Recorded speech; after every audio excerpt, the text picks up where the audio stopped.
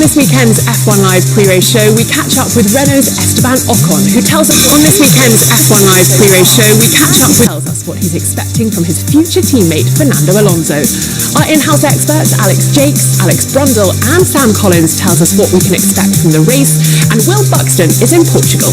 And as always, I'll be down in the paddock bringing you the latest news as it breaks as we build up towards the Portuguese Grand Prix. And when the drivers make their way to the grid, you will find us there live for the Grid Talk, taking us to lights out. And don't forget, as soon as the race is over and the podium has finished, join us here live for the post-race show.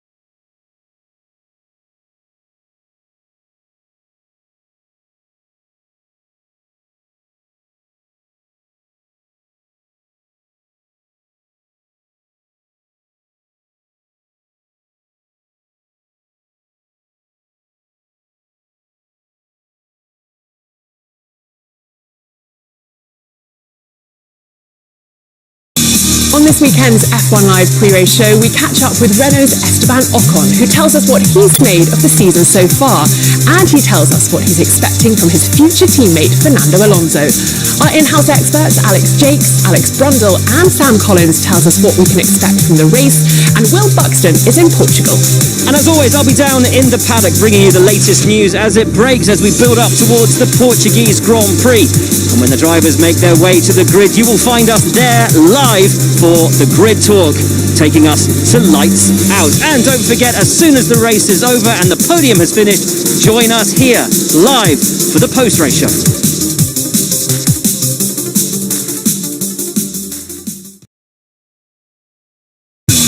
On this weekend's F1 Live pre-race show, we catch up with Renault's Esteban Ocon, who tells us what he's made of the season so far, and he tells us what he's expecting from his future teammate Fernando Alonso. Our in-house experts Alex Jakes, Alex Brundle and Sam Collins tells us what we can expect from the race, and Will Buxton is in Portugal. And as always, I'll be down in the paddock bringing you the latest news as it breaks as we build up towards the Portuguese Grand Prix. And when the drivers make their way to the grid, you will find us there live for the Grid Talk, taking us to lights out. And don't forget, as soon as the race is over and the podium has finished, join us here live for the post-race show.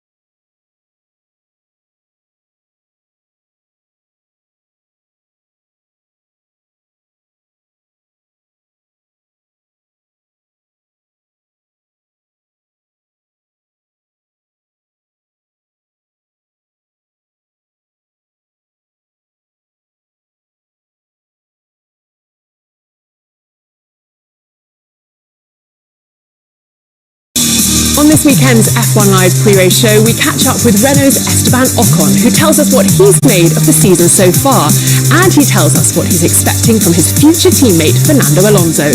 Our in-house experts Alex Jakes, Alex Brundle and Sam Collins tells us what we can expect from the race, and Will Buxton is in Portugal.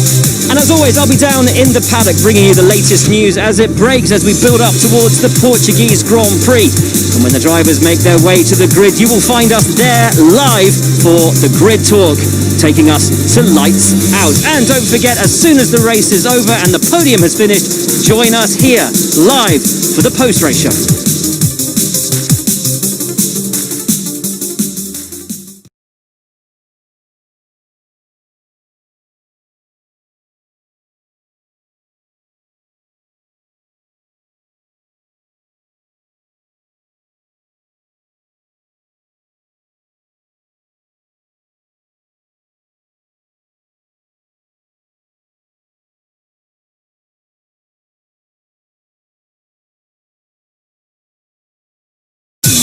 On this weekend's F1 Live pre-race show, we catch up with Renault's Esteban Ocon, who tells us what he's made of the season so far, and he tells us what he's expecting from his future teammate Fernando Alonso. Our in-house experts Alex Jakes, Alex Brundle and Sam Collins tells us what we can expect from the race, and Will Buxton is in Portugal. And as always, I'll be down in the paddock bringing you the latest news as it breaks as we build up towards the Portuguese Grand Prix. And when the drivers make their way to the grid, you will find us there live for the Grid Talk, taking us to lights out. And don't forget, as soon as the race is over and the podium has finished, join us here live for the post-race show.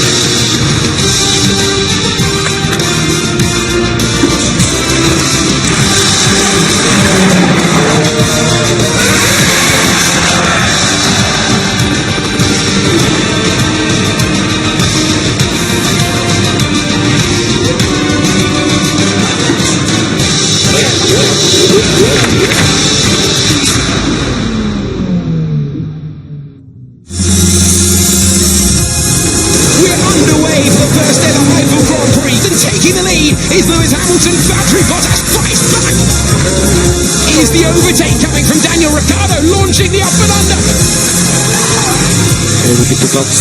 Lock up for Valtteri Bottas, and that opens the door for the world champion. Plenty of space. Oh, locked up for Kvyat, send him off the road. Oh, and there goes the front wing. No power, no power. Box. This is going to mean a lot to Renault. Max Verstappen is second, and Lewis Hamilton crosses the line to take his 91st victory and ties the all-time win record. Michael Schumacher has company.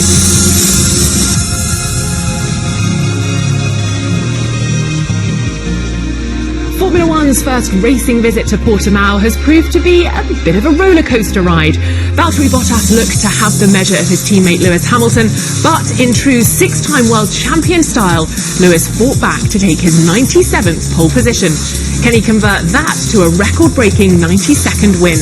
And can his team Mercedes also make history by securing their 7th consecutive Constructors' World Championship? Hello and welcome to your F1 Live pre-race show. Thank you for choosing F1 TV to count down to the Portuguese Grand Prix. We're thrilled to have you with us as we count down to the race start. Joining me in the studio, as always, it's F1 F1 and F2 commentator, Alex Jakes. Great to see you, Jakesy. We've spoken so much about so many different things over the course of the weekend. We've got lots to get through in the show, but what are you going to be looking out for come the race start? I'm looking forward to seeing a Grand Prix at Portimao. We've tested here before, we've never raced here before. That's going to be exciting. But the big one, the win record. It's only changed hands 3 times in the last 47 years. What an achievement it would be for Lewis Hamilton if he can get to win number 92. Well, let's talk about Lewis and Valtteri's approach during yesterday's qualifying session. We heard Lewis saying he had to dig so deep, he had to drive the nuts off his car yesterday afternoon. Technical term. Exactly, and I understood it, definitely. Yeah. It was interesting how he chose to do 3 laps, whereas Valtteri chose to do 1. We've heard from Toto Wolff very recently on Beyond the Grid saying that there's so much data shared between those 2 drivers. What did you make of the decision-making going on yesterday afternoon? Sometimes Lewis Hamilton outdrives Valtteri Bottas. Yesterday, it was out-tacticking him. It was a very, very strong move from Hamilton to just do the opposite. Why? Because Valtteri Bottas had been ahead all the way through practice. He had, to use a cricketing phrase, the wood over Lewis Hamilton at that stage. He had the form. Surely he would man mark and do exactly the same thing. No, he went different, and Hamilton's tactics proved to be the right ones. Well, we'll find out who gets the better of the circuit at the race start, of course. Will it be Valtteri Bottas or Lewis Hamilton leading into turn 1? Lots to talk about when it comes to turn 1 and 2, and we'll cover that later on. Plenty coming up on the show as well. We'll hear from Esteban Ocon from Renault. We'll ask him how he's found his season so far, and of course he's got that exciting new teammate come 2021. Fernando Alonso back in Formula 1, of course. We'll hear from Mario Isola from Pirelli. He'll tell us what he's expecting the teams and drivers to go for when it comes to tyre strategy this afternoon. And as always, we've got our in-house experts on standby, Sam Collins and Alex Brundle, giving us their ideas ahead of this afternoon's race. And as always, we love you getting in touch with us here on the F1 Live pre-race show. We're keeping an eye on, as always, the hashtag F1 Live. So if you've got any questions or comments for anyone on the team, then please do get in touch. We'll try our best to answer them as well. So plenty coming up, but let's rewind to yesterday afternoon. Of course, the qualifying session where Lewis Hamilton took his 97th pole position. We've spoken about how he outsmarted Valtteri Bottas. Let's relive that hour of qualifying.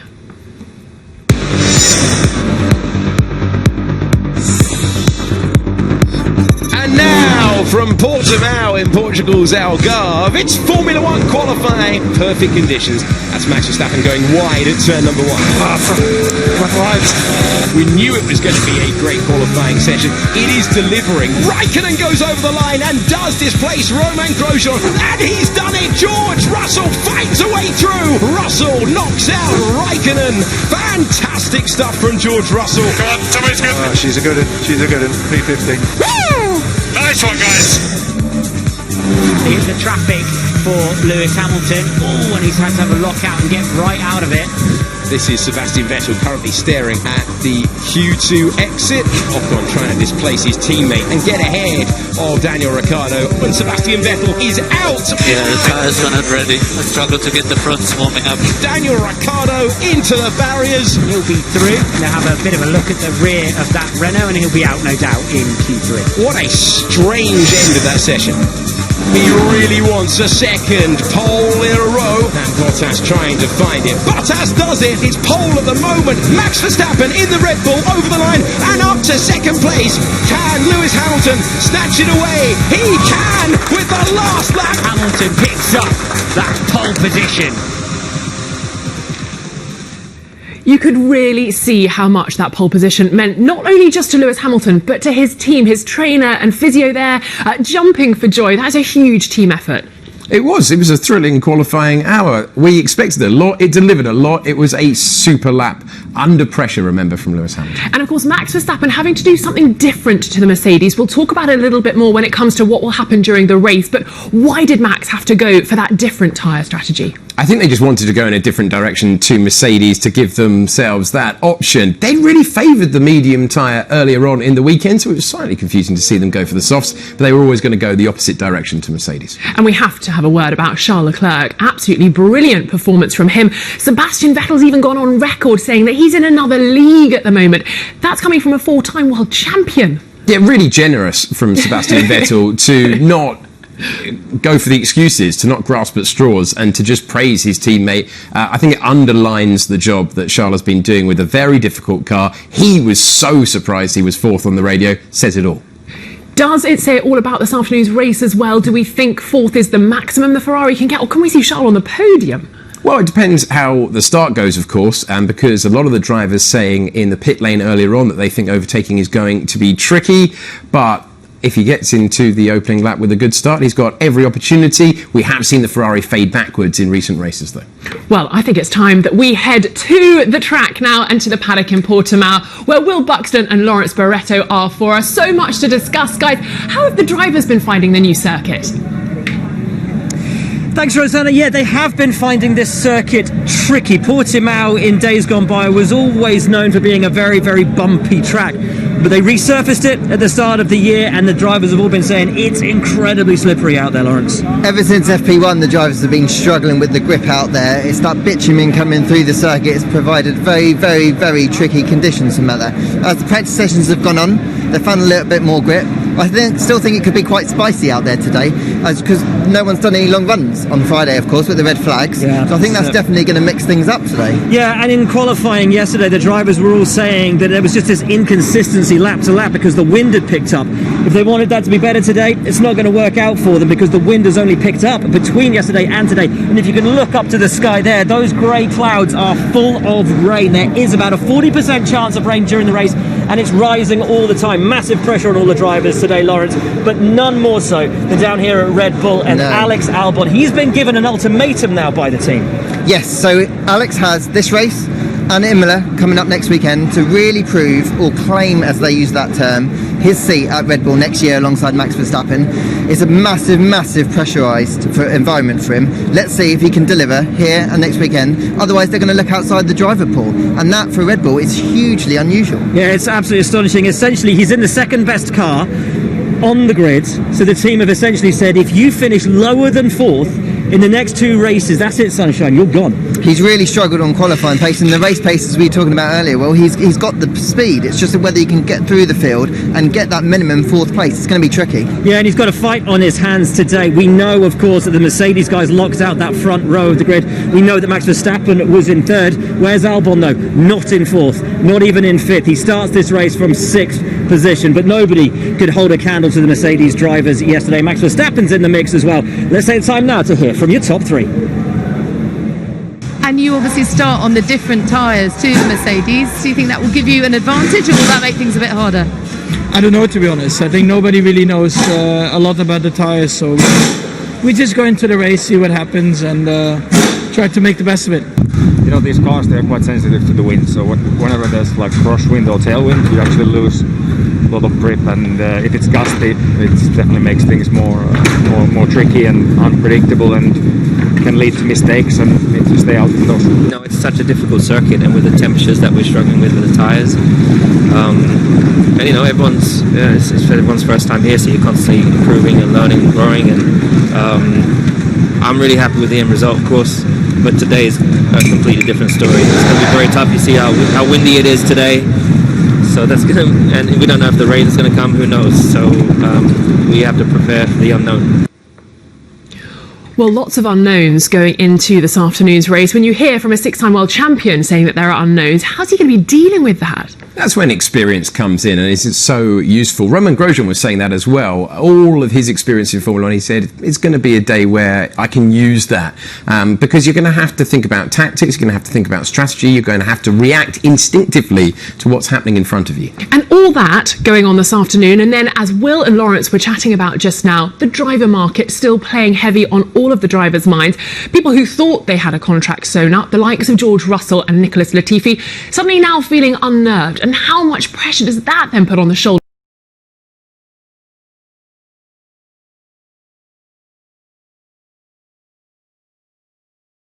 His is performance related. We know what George Russell has been doing all season long, especially on a Saturday. His is more financial. So basically, Albon's in the situation where he can do something to change the outcome, and George Russell just has to hope that Mercedes maybe find a larger cheque for Williams or a bigger discount for next year. A Brucey bonus. Well, let's hear from Alex Albon now, who's been speaking in the pit lane. it's really unique to go into corners above 200, 250 kilometers an hour, and you don't actually see a corner. It's kind of like that, okay, here we go thing. But it makes it really good. As I said before, these kind of new tracks that we're going to, or new for us anyway, have been really good. Well, Alex Albon seems remarkably upbeat and quite pumped up to take on Portimao. Does he think he's realistically in with a chance of getting close to Max Verstappen this afternoon? Well, that's all they need him to do. The 4th place is the target for him. Be the second Red Bull on track and then go, I've delivered what you want. That is what the team expects. Remember, they backed him for a very long time. You can question, given that this has gone slightly wrong with 2 drivers in a row, how much it's down to the driver in that second car and how much is on designing a car around Max Verstappen's driving capabilities. But throw that all out of the window. Got to get confident, got to extract the performance today, because he knows it's not just his seat with Red Bull, it's his Formula One career on the line. Absolutely, which just sounds crazy to say at this point. We've spoken about George and Alex. Both of them could have their seats taken potentially by Checo Perez, who of course is now out.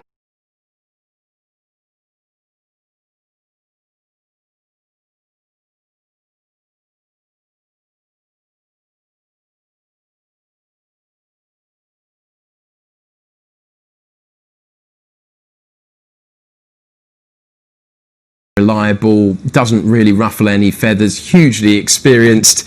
You can see why they would want him, but it's all going to be decided on track, and that's the important thing. And of course, he starts this afternoon's Grand Prix from 5th, ahead of Alex Albon. Let's hear from Checo Perez. So the aim and intention is to try and take Charles in the first lap, and do you think you've got the race pace to get on the podium, or will it be dependent on other variables kicking in? Not really. I think Red Bull and Mercedes are a step ahead from us this weekend. We seem to be closer. I mean, I qualified half a second from pole yesterday, so I don't know how the race pace is going to be. I think there are a lot of uncertainties today, but yeah, we'll aim for that podium. Well, potentially a podium for Sergio Perez. He thinks, of course, that the Red Bulls and the Mercedes are in a class of their own. We spoke about George. Of course, Russell. I keep on wanting to call him George Williams. That will be something we probably won't be calling him from now on. What did you make of his performance yesterday? 14th. That was incredible from George. He just seems to be able to perform when under pressure. I know we've had a crazy year, but imagine saying to you at the first race of the season, George Russell is going to out-qualify Sebastian Vettel, a 4-time world champion, on merit, in the dry, without any mitigating circumstances. You'd have been, let's go to someone else, because Jake's has lost it. That is how well George Russell has done on Saturday. He believes today could be an opportunity for those first points in Formula One. You haven't lost the plot. You are right where you need to be, and we're lucky to have you, Jakesy. Let's hear from George Russell, not George Williams. What about the track? How good is it driving round here? Again, the Williams is one thing, but even so, it doesn't matter.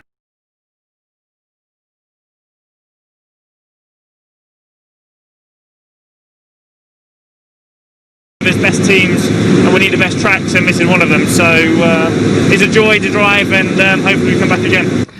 A joy to drive, even when you're worrying about your Formula One career. He spoke so certainly about the fact his contract was going to be upheld going into next year earlier on this weekend. Were you surprised by the words and the semantics he used there? No, not really. I think George has always been a driver who's been quite strong mentally, brilliant communicator. You saw the two things together at that time. If he lets it get within his head, that's going to affect the driving. All he can do is effectively put himself in the shop window for other teams if he is under threat there with those performances. Points today would be very useful in that regard, but it's not his performances that are in question. That is going to come down to financial backing down at Williams. I'm sure he's probably been on the phone to Toto Wolff asking, how do I manage this? What do I do? And of course, Toto Wolff's had trouble in the past with Esteban Ocon sitting out. George doesn't want to be in that position.